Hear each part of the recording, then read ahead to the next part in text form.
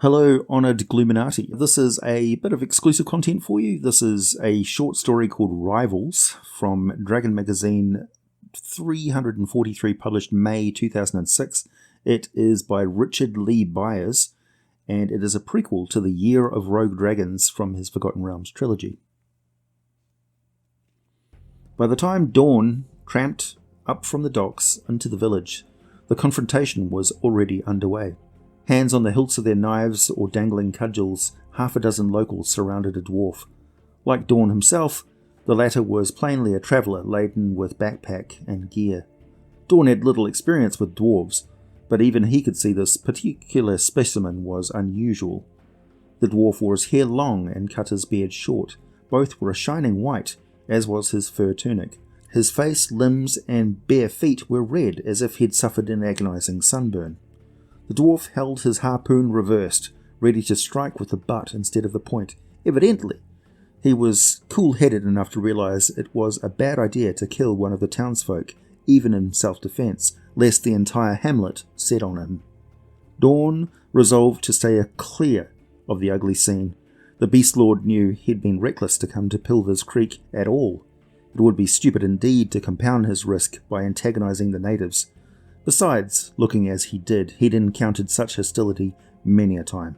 And when had anyone intervened on his behalf? Never. And perhaps it was that thought that made him forsake prudence and stalk towards the bullies and their prey. Bullies all too intent on one another to notice his approach. One of the ruffians swung his club. The dwarf sidestepped and rammed the butt of his harpoon into his attacker's gut. The man doubled over. The other bullies rushed in, but by then Dawn was close enough to grab one by the scruff of his neck, fling him into a pair of his fellows, and knock them staggering. "Enough!" he bellowed. The toughs pivoted towards him, then froze. His misshapen, bladed iron arm and leg, and the iron half-mask sheathing his left profile, made him a startling monstrosity. Dawn hated the way people reacted to his appearance, but it gave him an edge in situations like this. "Go," he said, and the bullies scattered. It wouldn't have surprised him if the dwarf had run as well, but instead the squat, broad-shouldered stranger grinned up at him. "Thank you," he said in a voice almost as deep but considerably more musical than Dawn's rasp. "I'm Rarin Snowstealer." He offered his hand. Dawn hesitated, then briefly clasped the dwarf's calloused fingers with his hand of flesh and bone. "I'm Dawn Greybrook. And you don't need to thank me. I didn't do anything much." He'd started to turn away. "Are you the sheriff or someone similar? Is that why you helped me?" Dawn spat. "This is the Moon Sea, Goodman Snowstealer. It's not likely any town official would put himself out to stop his own folk harassing a stranger, especially here and especially you." The dwarf cocked his head. "What do you mean?"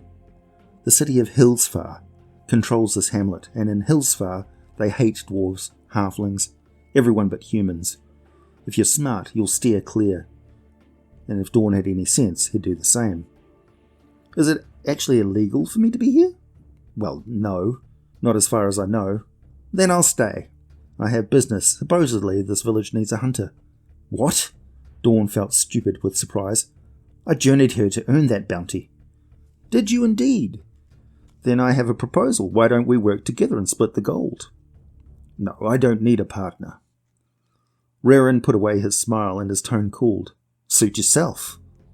Let's find the man in charge and let him decide which of us he wants to hire." They walked on in silence, past a cook's boy shucking a freshwater oyster, a trapper scraping a pelt, and a boatwright burning the core of a log to make a canoe. Everyone stared, and as always, Dawn resented it, and hated himself for his freakishness. At the moment, he likewise despised himself for helping Rarin. What a dunce he was, to aid a rival. He took what comfort he could from the reflection that an officer from Hillsfar was unlikely to employ a non-human. The officer was easy to find. He lived in the grandest house, a 3-story post and beam structure with a view of the purple-blue waters of the harbour. The travellers gave their names and explained their business to the useful sentry stationed at the door, who ushered them in to see his commander a few moments later. "Stephen Hightower, captain of the Red Plumes of Hillsfar and mayor of Purplish Creek," the guard proclaimed, his voice cracking. To Dawn's surprise, the thin, sharp-nosed man behind the desk appeared to be more of a wizard than a warrior. He wore a robe with an abundance of pockets for talismans and such, and a spiral-carved ebony wand lay within easy reach of his hand. Meanwhile, looking dustier than the grimoires and scroll cases on his shelves, his breastplate, sword, and scarlet-crested helm reposed on a stand in the far corner. Steven studied his callers through hooded eyes, perhaps in the hope the prolonged scrutiny would unsettle them. Finally he said, "So, the notorious Dawn Greybrook. Don't you realize you still stand accused of murdering your master? It's beyond question that you ran away before completing your term of indenture. Thus, I'm astonished that you'd venture within 50 miles of a company of the Red Plumes." "I wouldn't go back to the city," Dawn replied. "But this isn't Hillsfar. It's backwater on the edge of a marsh, important only for the furs, herbs, and snakeskins and crawfish it produces, except that it doesn't produce so much of them anymore, because a dragon has started killing the locals when they venture into the swamp. As mayor, you need to set the situation right. I can help. Probably you watched me kill dangerous beasts in the arena. I've killed more since, all around the Moonsea, for anyone willing to pay. So put me to use. It will do you more good than trying to arrest me." Steven's mouth twisted. "I don't care for your arrogance, but perhaps you have a point. All right then, I'll ignore your past misdeeds." "Captain," Rerin said, "with all respect, how can you be so sure of choosing wisely if you don't even bother to learn anything about me?" "Because the half-golem is right," Steven said. "I have witnessed his prowess. I've also seen enough of you to form an impression." "You've seen I'm a dwarf," Rerin replied, "and you have contempt for my kind. So be it. Your prejudice doesn't concern me, but if the reports I heard speak true, the worm you're after is a white." "Yes," Steven said. "We don't understand what it's doing here, as opposed to infesting some icy mountaintop or tundra, but I've seen evidence it freezes some of the victims with its breath, so I'm reasonably certain of the species." "I grew up on the Great Glacier," Rerin said, "where such worms are common. I've hunted them before. Can you say the same, Dawn Greybrook?" Dawn scowled. "No, but—" Rerin shifted his gaze back to Steven. "Consider this also. Dragons are good at hiding. How will our friend here find it if it doesn't want to be found?" Steven snorted. "It isn't shy. It attacks people when it sees them. That's the problem. It attacks those who have no hope of hurting it. It may well choose to avoid a company of warriors, or to wait, watch, and attack when it has you at a disadvantage. But because I am an able tracker, with a store of hunter's charms to sharpen my senses, I can keep it from doing that. Again, I ask if Dawn Greybrook can claim the same." "Since I left Hillsfar," said Dawn, "I've been learning to track." It sounded weak, even to him. Steven studied the two of them once more, then said, "I promised 1,000 gold to the hunter or hunters who could lead my red plumes to the worm, then spearhead the effort to slaughter it. So I'll take both of you and divide the coin afterward based on your relative contributions." "That's fine with me," said Rerin.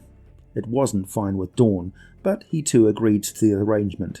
He consoled himself with the thought that dragon slaying was dangerous. It was entirely possible Rerin wouldn't survive to collect his share of the bounty. The hunting party set forth under grey autumn skies, with a chilly breeze gusting out of the north. Despite the fading of the year, however, the swamp was still riotous with life. Vines crawled up the trunks of the oaks and willows. Yellow and purple wildflowers dotted the soft ground. Birds called, and the black water in the canals splashed with fish, and otters broke the surface.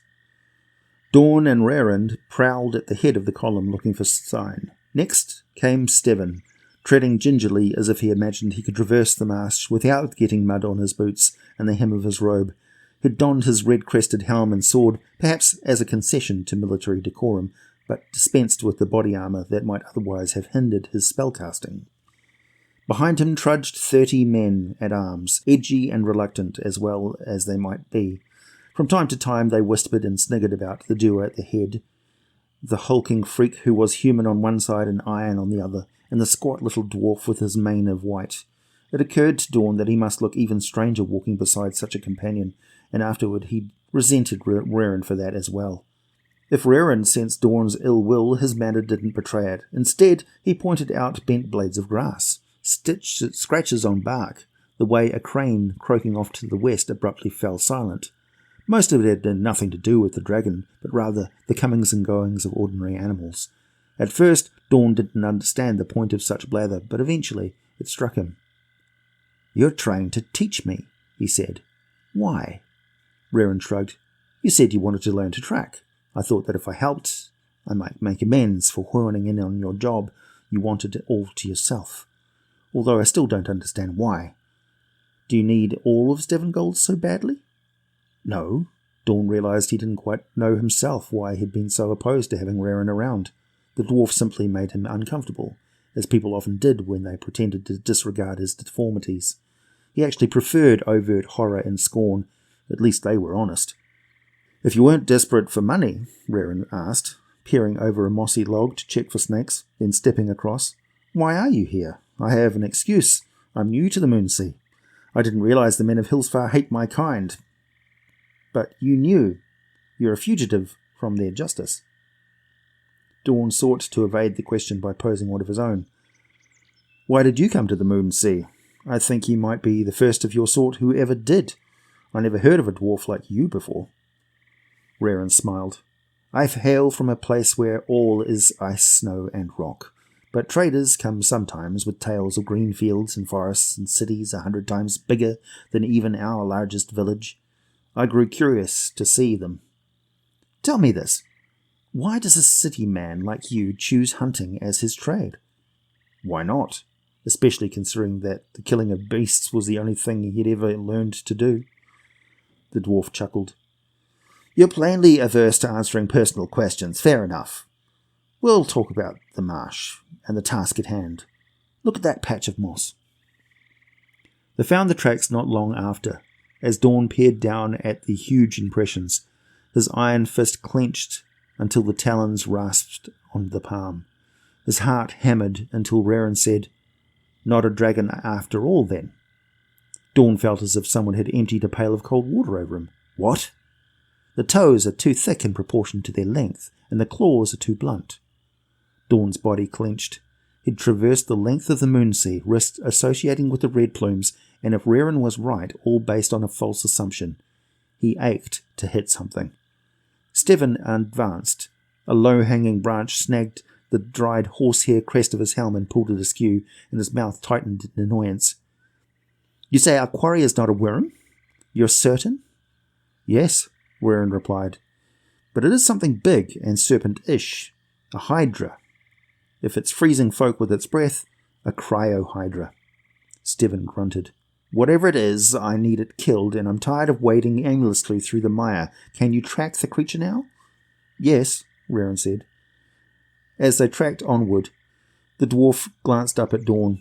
"You're disappointed it's not a worm. Why? Hydras are at least a little easier to kill." "Because a dragon killed my parents and tore my arm and leg off," Dawn thought. "And then my master made me a freak with iron parts and sent me to the arena, because I've promised myself I'll slaughter worms wherever I can." But he didn't care to talk about such things, and he simply ignored the question. Still shrouded in a cloud, the luminous smudge that was the sun slipped down the western sky until it grazed the treetops. Finally, Rerin raised his hand, signaling a halt, then gestured for everyone to gather in. "We're close," he whispered. "I'm going to scout ahead. I need everyone to keep quiet until I return." Steven nodded. "Go." Crouching low, Rerin crept forward. In moments he vanished into the brush, with nary a quiver of a branch or a snap of a twig to betray his passage. Just as Dawn started to wonder if the dwarf had come to grief, he reappeared. "It's there," Rerin said, pointing, "about 100 paces distant. Hidden in a low place in the middle of some oaks. The trees give it cover, but to the east there's enough apart that we can shoot between them. Everyone needs to sneak up there silently, then attack on my signal." "Very well," Steven said. "Can you burn it with fire magic?" Rerin asked. "Yes." "Good. Save at least one such spell to blast it after it goes down. Hydras heal fast, like trolls. I've seen them spring back up and kill folk when, by rights, they ought to be dead. Searing the wounds keeps that from happening. Roran took a last appraising look at his companions. All right, let's go.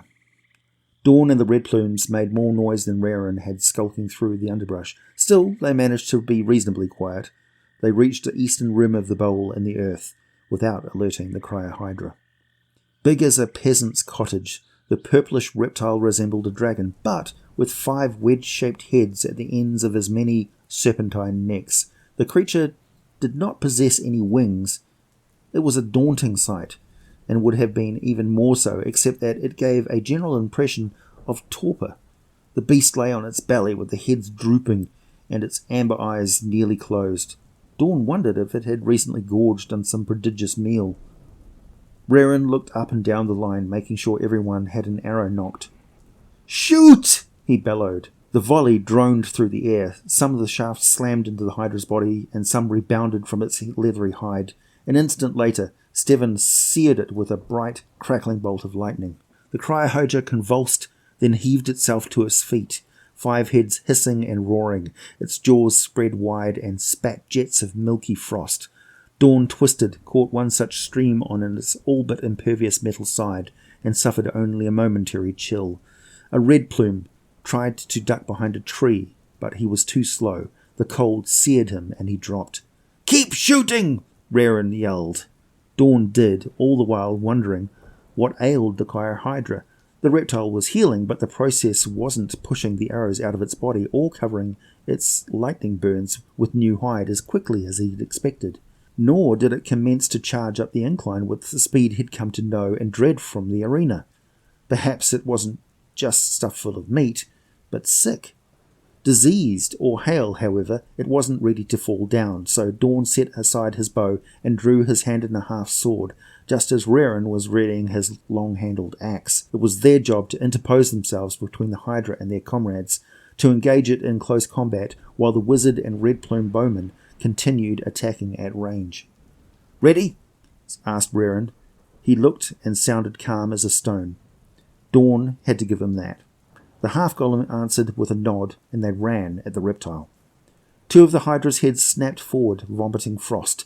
Dawn defended as he had before, halting and pivoting to catch the blast on his armoured half. Roran simply ignored the attack and kept running. Evidently, his people were immune to cold. Dawn dashed on and caught up to Roran by virtue of his long legs. They came within reach of the Hydra at the same time. They dodged snapping jaws, stamping feet, and its lashing tail, and cut and chopped whenever they could. Finally, bristling with arrows, the Hydra spilled forward, crashing down on its belly. The heads at the ends of its long necks thudded to the ground. The red plumes cheered. Dawn glanced around, looking for Steven. He wanted to remind the wizard to burn the carcass, then saw that he needn't bother. Steven was already gesturing and reciting rhyming words of power. He thrust out his hand, and sparks leaped from his fingertips, straight at Roran and Dawn. Dawn realized that when the magic detonated, the blast would engulf them. "Watch out!" he shouted and scrambled to the side. Dawn wasn't fast enough. With a boom, the spark exploded into flame and swallowed him in blinding glare and heat. He staggered onward, stunned, hurting and terrified, finally realizing his clothing was on fire and he needed to drop and roll. Dawn flung himself back and forth, smothering the flames. By that time, red plumes were rushing in. He tried to heave himself into a fighting stance, but the pain of his burns made him slow. Jabbing spear shafts and kicking boots found his soft human parts and hammered him down into darkness. When he woke, the whole world was dark. A few stars gleamed through the branches. Campfires leapt and crackled, scenting the air with their smoke. He was sitting with his back pressed against the rough bark of a sizable tree, a coarse rope binding him in place. His throat was parched, as painful as any of his blisters or bruises. Still, after a swallow or two, he managed to croak out Roran's name. A groan sounded close at hand. Evidently the dwarf was tied to the other side of the tree. Neither of them had been particularly loud, but even so, the noise drew Steven and one of his warriors. The soldier stepped to Roran's side of the tree, and Dawn heard water splashing. Dawn realized the red plume was pouring it over the dwarf's head in an effort to restore him to full consciousness. The sound gave Dawn another pang of thirst. He glanced up at Steven. "You treacherous whoreson." Steven shook his head as if in pity. "I can't believe you thought I'd give you 1,000 pieces of Hillsfar gold to a murderous runaway bondsman and a dwarf. That would have been a true act of treachery. My superiors would have had my head. So instead, my men and I will share the bounty among ourselves, and you and the dwarf will go to the city in chains." Rerin laughed a gravelly laugh. "You may want to hold off on divvying up the coins," he said, "seeing as how you haven't earned it yet." Stephen stalked around the tree to confront the dwarf. "What are you babbling about?" he demanded. "The Hydra we killed was sluggish," Rerin said, "because it was getting ready to lay eggs. The hollow was a nest." "What of it?" Stephen said. "When it comes to mating," Rerin said, "Hydras are more like dragons or birds than snakes. The male looks after the female and the young. You still have such a creature inhabiting the marsh. As it turns out, those were its tracks we followed. They were too big to belong to the beast we killed." "Then why," said Stephen, "didn't you tell me about the male before?" "Because I was trying to say as little as possible," Rerin answered, "lest the female hear us. I'm telling you now. The male was off hunting when we found the nest, but he will return soon enough, and when he discovers the body of his mate, he will come after us. Set Dawn and me free, and we will help you deal with him." Stephen remained silent for a moment, then snorted. "You're lying. Those tracks look big enough to me." He strode away, and the soldier followed. "Idiot," Rerin said. "Is it true, then?" asked Dawn. "Yes. Pardon me. I'm feeling faint. I need to cast a healing charm." The dwarf murmured a rhyme, and the sweet scent of greenery suffused the air. "There. Now I won't pass out on you. Look, I've seen that the iron arm makes you stronger than any normal human, and it's got claws to boot. Make sure nobody's watching, then trying to get yourself free." Heedless of the way the effort made his various injuries twinge and throb, Dawn strained with all his might, to no avail. "Sorry. The rope's too tight, and I'm too well tied. I can't shift my sharp parts into position to cut it." "I can't break or loosen it either," Rerin said. "But I have an idea. If we can circle around within reach of each other, you can slide right and I'll go left." "All right." Once again, Dawn struggled against his bonds, digging his hands in the ground to shift himself along a fraction of an inch at a time. The rope scraped him, and the effort made him pant. "Earlier today," Rerin murmured, "I asked why a city man like you becomes a hunter. I had my answer when we faced the Hydra. You fought well, like a man who relishes such challenges." He spoke in the approving tone of someone who imagined he'd discovered a kindred spirit. Dawn sneered, not at the dwarf, but at himself. "I relish the killing. My parents would have said that makes me evil, but it's all I'm fit for." He shifted a hair further. "Except that's a joke, isn't it? I'm not really even any good at this trade. I couldn't read the sign or tell there were two Hydras any more than Stephen could." "I've no complaints of you," Rerin said. "To the contrary, here we are, close enough. Give me a hand." Dawn managed to touch the dwarf's fingers, whereupon Rerin whispered another healing charm. A warmth tingled up Dawn's arm, dulling the pain of his injuries and even easing his thirst. "Now," Rerin said, "I'm going to make you stronger and more nimble," he chanted softly. The enchantments burned Dawn's muscles and made them jump. "Try again to cut the ropes."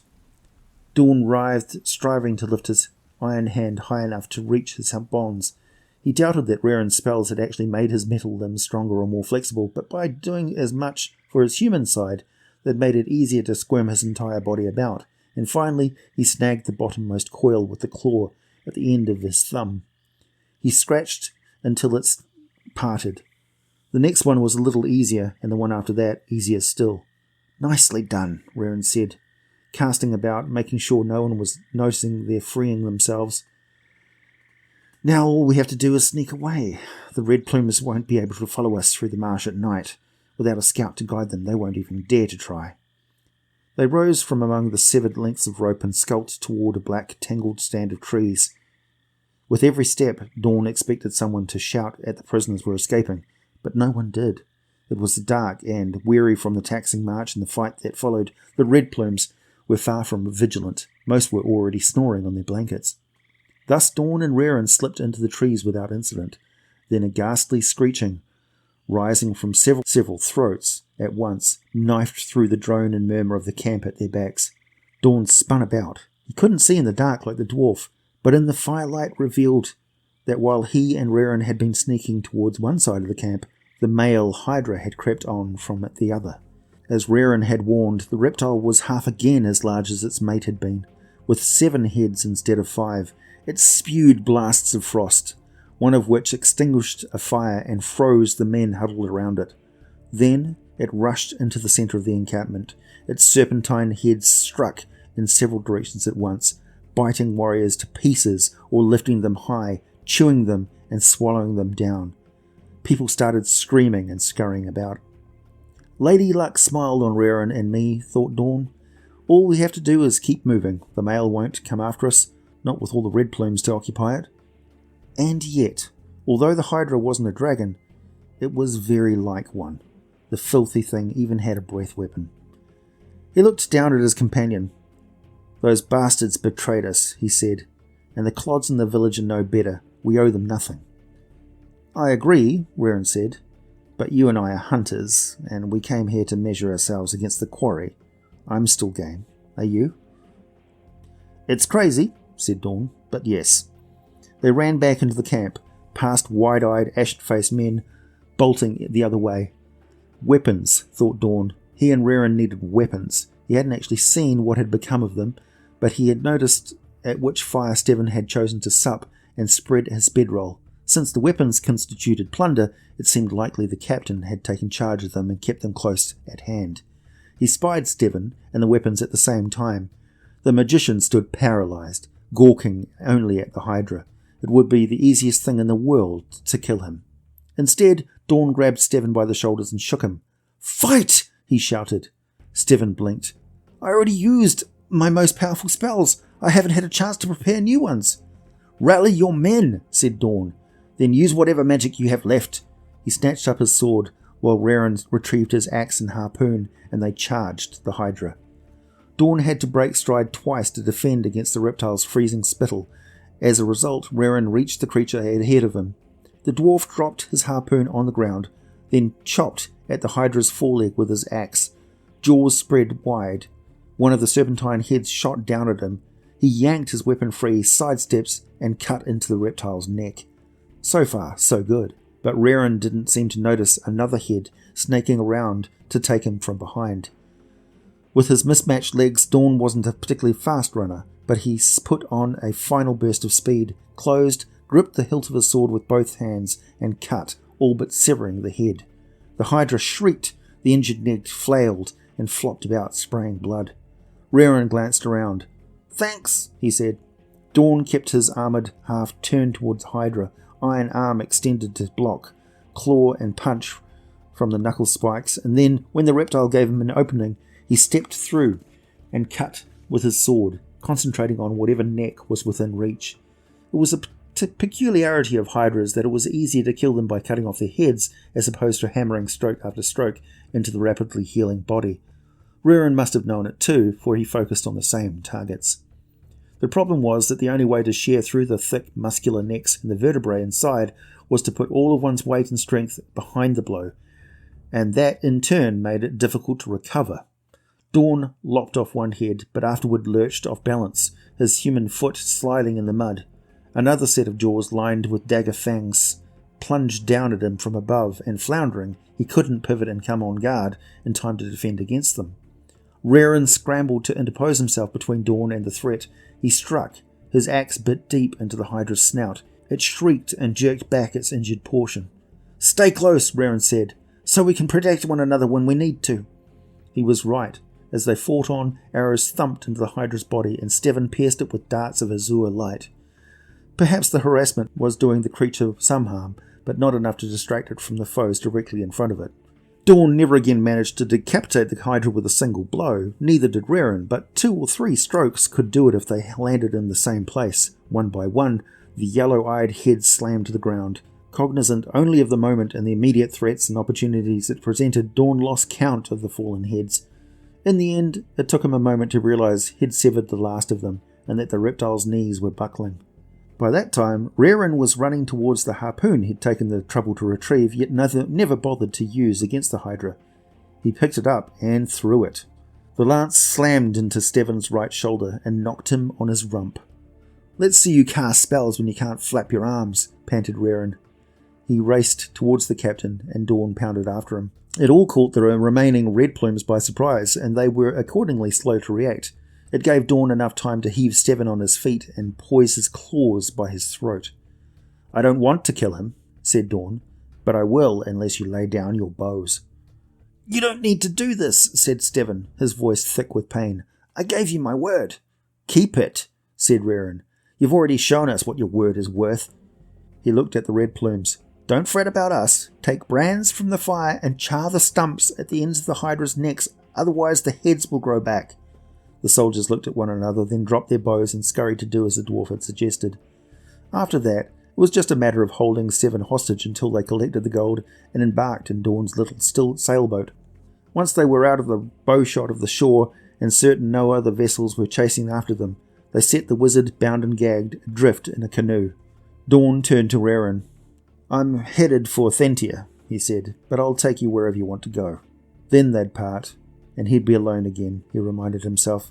He was better off that way. That people, even when they pretended to see past his ugliness, always disappointed him. Still, to his surprise and dismay, the thought of bidding farewell to his new companion weighed on him like a stone. Rerin shrugged. "I don't have any place special to go. The truth is, you know the Moon Sea and I know the Wild. I think we'll make good partners."